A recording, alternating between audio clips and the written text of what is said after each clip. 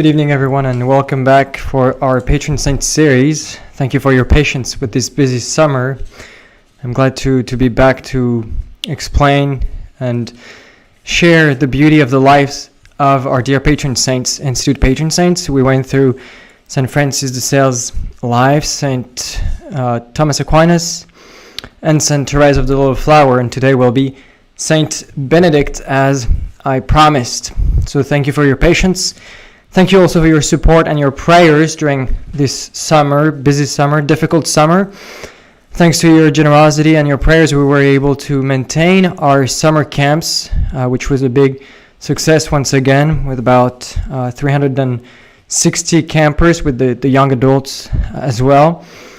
Unfortunately, due to the last-minute changes with our summer camps, the dates, the place, locations, we kind of are behind our budget right now. So I would like to solicit your generosity once again to help offset all the costs of these camps that are certainly a treasure for our culture, our society today in these troubled times. So many souls entrusted to our care through these camps. So thank you for your support. Feel free to send in your donations to our headquarters here in Chicago, mentioning the summer camps. That would be truly greatly appreciated. And please know that all our benefactors are remembered in our prayers and masses every Sunday here at the Shrine of Christ the King in Chicago. Every Sunday, the second Mass is offered for all of you, dear benefactors. So thank you very much. This was kind of the call to the heart, and appreciate your generosity. So Saint Benedict, it is always quite intimidating to give a conference or a class to an empty classroom. So luckily today I have the support of my dear family behind me in some ways. At least I don't feel too lonely in this office. Saint Benedict, patron saint of the Institute.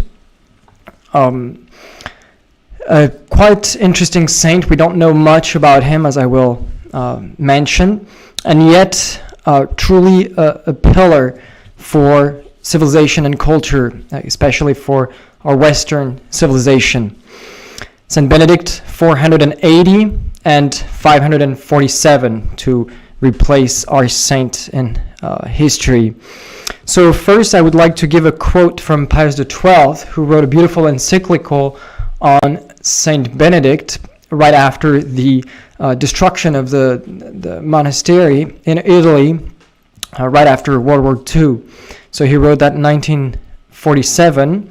So I invite you to read that as a very good summary or introduction to the spirituality of our dear Saint Benedict.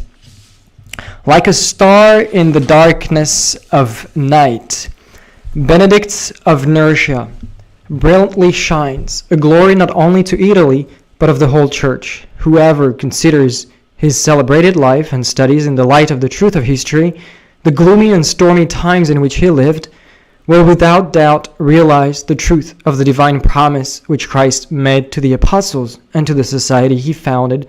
I am with you all days, even to the consummation of the world. And when I read this, I was particularly touched by the very clear analogy that we can make with our times today, and how Saint Benedict can truly be a saint for our times. As we will see, the historical background in which he lived, I think, is quite astonishing for us when we see what's happening around us, either in the church or in the society. So, the biography of Saint Benedict. We don't know much about Saint Benedict, since the only source, really, of writings regarding his life is from Pope Gregory the Great. In his dialogues, the second book of his dialogues, that's the name of the book he wrote, the dialogues written about, historians are not really, don't agree on that. Some say 20 years, some up to 50 years after his death, St. Gregory wrote this book about St. Benedict. So around 592. So that's kind of the first source that we have, major source, again, written after his death. And of course we have as well the rule of Saint Benedict himself, which is not really a biography, but yet, of course, he wants to give us what everything that he has in his soul, in his mind, intelligence, and how he wants to apply what he has truly lived deeply, how to apply this for all kind of cultures and men who wants to dedicate themselves to the service of God, the rule of Saint Benedict. Interesting enough, although we don't have many sources, again, the first one being the one from Gregory the Great, 16 popes have, as you know, chosen his name. Fundamental influence on civilization and culture in the West. And again, it is clear simply by the fact that 16 popes in the church history have chosen his name, has chosen to put not only themselves, but their whole papal duties, their whole pontificate under his protection, under his patronage. And more recently, Pope Paul VI, as you know, asked that he, St. Benedict, be the patron saint of Europe. So again, you see here how actual, how truly grounded in our times this spirituality can be when we see the situation, especially in Europe. Let's invoke our patron saint once again. So what do we know about him? We know that he was from certainly a noble family, since he was sent, as we will see, sent to Rome very early on in his life to study, which was kind of something reserved for more elite, I would say, more cultivated part of the society. So certainly a noble family. He had one sister, St. Scholastica, as you know, and his mother as well was from a noble family. His dad apparently was what they would call a captain general of a Roman army. From Nursia, so central Italy, not too far from Rome. About you draw a line from one coast to the other, starting from Rome. You cross Italy to get to the other coast of Italy, and you go right in the middle of this line, and this is pretty much where Nursia is. So pretty much in the mountain area of Italy. Benedict rises like a beacon in a world in distress, with, of course, the fall of the Roman Empire in the West. Gigantic crisis at that time. There is certainly a paradox, a great paradox in the life of this saint. We have, as I said, very few sources, his rule, and then Gregory the Great, to really, as the very sources for any biography or spirituality. Of course, after that, many communities of monks will develop this spirituality and write enormous amount of books about the saint. But again, as a source, really, we only have his rule and St. Gregory the Great's dialogues.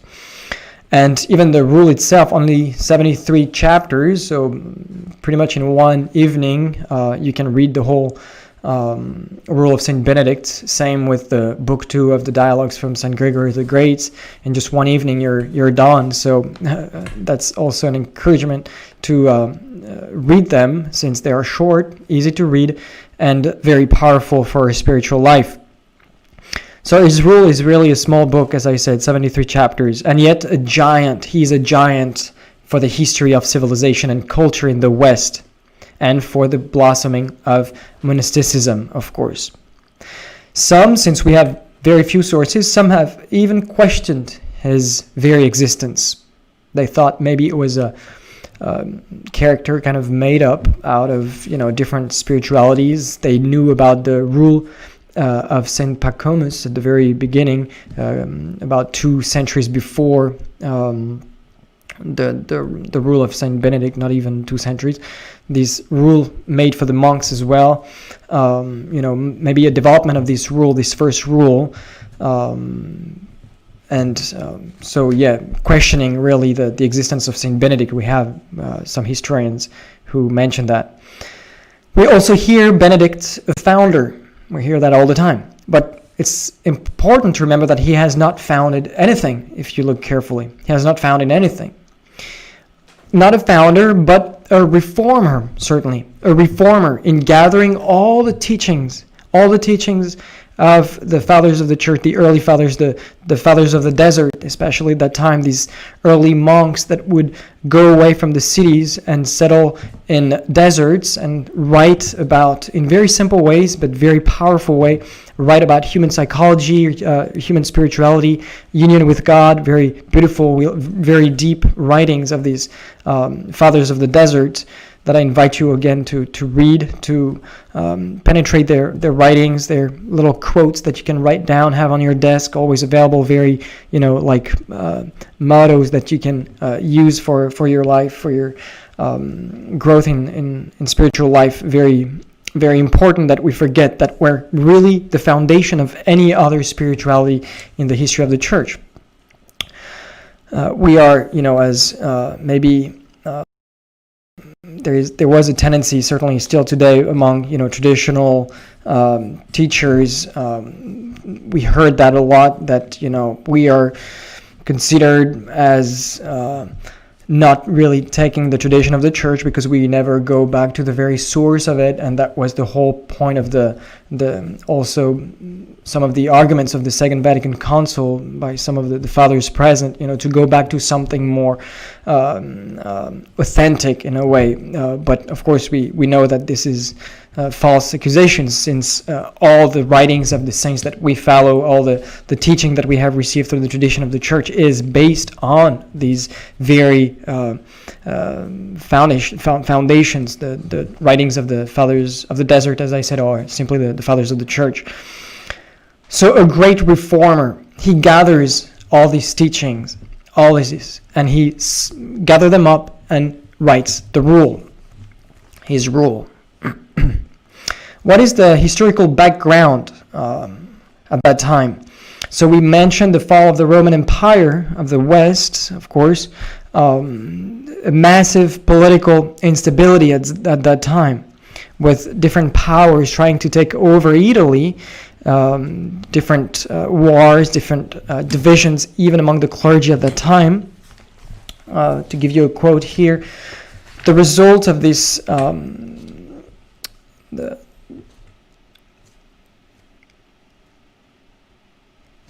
of this whole situation, it says, the result was that it could be said of Roman society, it is dying and it laughs. It is dying and it laughs. In nearly every part of the world, tears follow on our laughter. I almost had chills when I read that, because once again, I think the analogy with the times we are living in right now is quite disturbing. It is dying and it laughs. Everything seems to collapse around you, and how many of our contemporaries are still, enjoying life as if nothing was happening? In nearly every part of the world, tears follow on our laughter. The world was overturned by a tremendous crisis of values and institutions caused by the collapse of the Roman Empire, the invasion of new peoples, and the decay of morals.